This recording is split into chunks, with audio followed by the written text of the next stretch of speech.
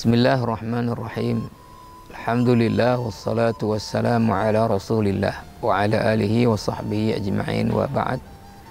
Para pendengar yang dimuliakan Allah, alhamdulillah Allah pertemukan kita kembali melalui tayangan yang sangat bermanfaat ini. Mudah-mudahan Allah Subhanahu wa taala terus membimbing kita ke jalan yang diridhoinya. Para pendengar yang dimuliakan Allah, insyaallah pada kesempatan ini kita akan mengangkat satu nilai yang kita belajar dan diajarkan oleh ibadah puasa yang kita jalani, dan nilai ini merupakan ciri utama dari ciri-ciri orang yang bertakwa. Kita ketika menjalani ibadah puasa, maka kita belajar banyak hal, dan puasa mengajarkan kita banyak hal. Maka di antara yang kita diajarkan oleh ibadah puasa adalah apa? Muraqabatullah. Keyakinan akan pengawasan Allah yang melekat kepada kita. Ketika kita di siang hari, dari terbit fajar shadiq sampai terbenam matahari, Allah buat aturan di bulan Ramadan tidak boleh makan dan minum misalnya. Maka ketika siang hari mungkin siapapun dari kita lapar dan haus. Tentu secara dorongan daripada nafsu, kita ingin makan, ingin minum. Dan ini adalah merupakan dorongan biologis manusia. Barangkali ketika kita ingin makan, ingin minum, di rumah kita ada makanan di dalam kulkas. Ada minuman yang segar dan sejuk juga dalam kulkas. Nah, di rumah juga kebetulan tidak ada satu orang pun. Sehingga kalau kita makan, kalau kita minum, pasti tidak ada orang yang melihatnya. Dan orang tidak akan kemudian bisa membedakan kita bahwa kita puasa atau tidak dari tampak zahir fisik kita dengan kita makan sedikit dan minum sedikit.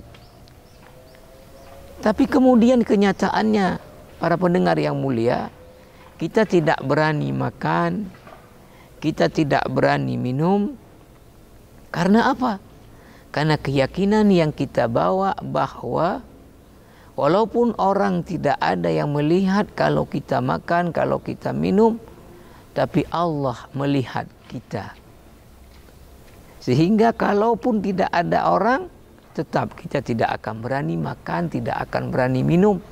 Karena Allah melarang itu. Nah, bagaimana keyakinan seperti ini mampu kita pertahankan sepanjang hayat kita? Bahwa pengawasan Allah Subhanahu wa taala senantiasa melekat bersama kita. Kenapa kita setelah Ramadan, keyakinan ini pun kemudian menjadi sirna. Sehingga kita terikat sering dengan pengawasan-pengawasan yang sifatnya manusia, yang semu dan terbatas. Tidak kita terikat dengan pengawasan Allah Subhanahu wa taala yang absolut dan tidak tersembunyi baginya apapun di langit dan di bumi. Inilah menjadi sifat utama daripada orang yang bertakwa. Seperti yang disebut Allah di awal-awal surah Al-Baqarah. Dzalikal kitabu la raiba fihi hudal lil muttaqin. Pada ayat selanjutnya dijelaskan ciri-ciri orang yang bertakwa, diawali dengan alladzina yu'minuna bil ghaibi. Orang yang bertakwa itu mesti sifatnya, cirinya adalah yakin kepada perkara yang gaib. Di antara perkara yang gaib yang mesti kita imani adalah kepada sifat-sifat wajib yang melekat pada Allah. Di antaranya adalah sifat Allah Maha Mengetahui. Meyakini bahwa Allah Maha Mengetahui adalah merupakan kewajiban. Dan ini harus menjadi sifat yang melekat kepada diri kita.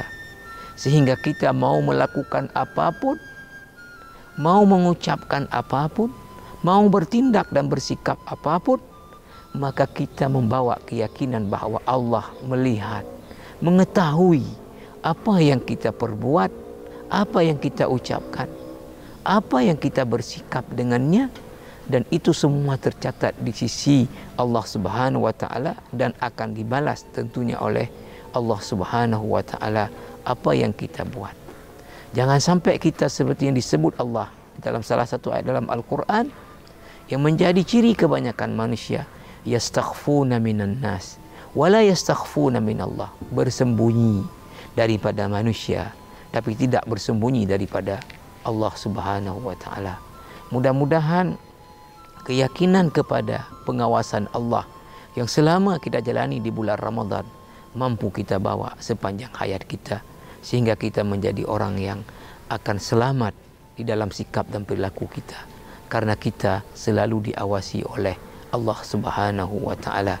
Begitu Allah Subhanahu wa taala jelaskan dalam Al-Qur'an, fa amma man tagha wa athara al-hayata ad-dunya fa innal jahima hiyal ma'wa wa amma man khafa maqama rabbih wa naha an-nafsa 'anil hawa fa innal jannata hiyal ma'wa.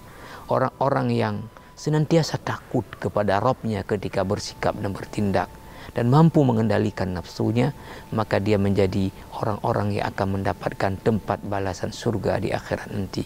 Mudah-mudahan bermanfaat bagi saya dan kita semua. Wassalamualaikum warahmatullahi wabarakatuh.